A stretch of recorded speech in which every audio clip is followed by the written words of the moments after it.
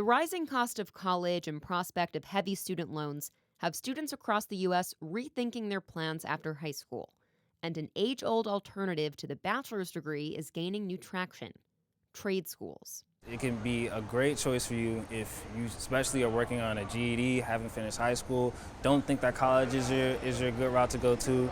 This can put you in opportunities for major businesses that are running today, like Metro or Ford dealerships. Dockery is a student at Excel Automotive Institute in Washington, D.C., where he's training to work in the automotive mechanics field.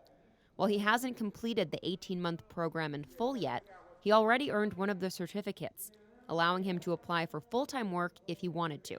It's a stark difference to the 4 years that a bachelor's degree requires before being able to even land a job interview. As we definitely went to a knowledge-based economy, there was a premium placed on those type of programs in the traditional academia route.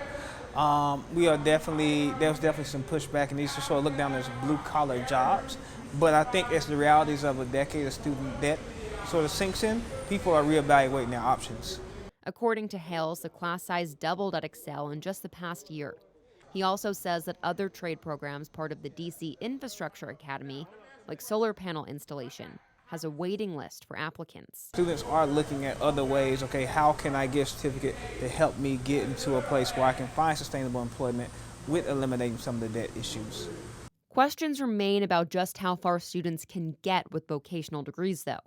The average salary for an auto mechanic is just above $40,000.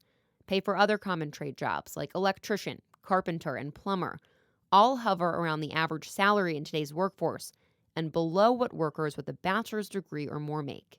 And trade schools haven't always kept pace with the modern economy.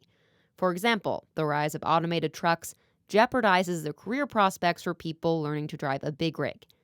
Outsourcing has also cut into the value of vocational school. With the decline of unionization, because jobs were shipped overseas through globalization, the vocational schools fell down in importance. Not all trade programs are subsidized like Excel either.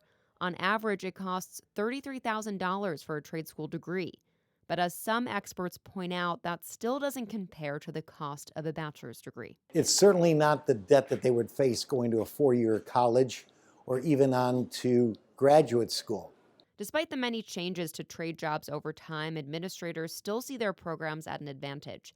And it's starting to catch on in Washington as well.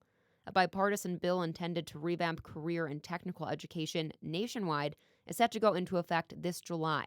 And on the 2020 campaign trail, candidates have made dealing with the cost of education a big issue.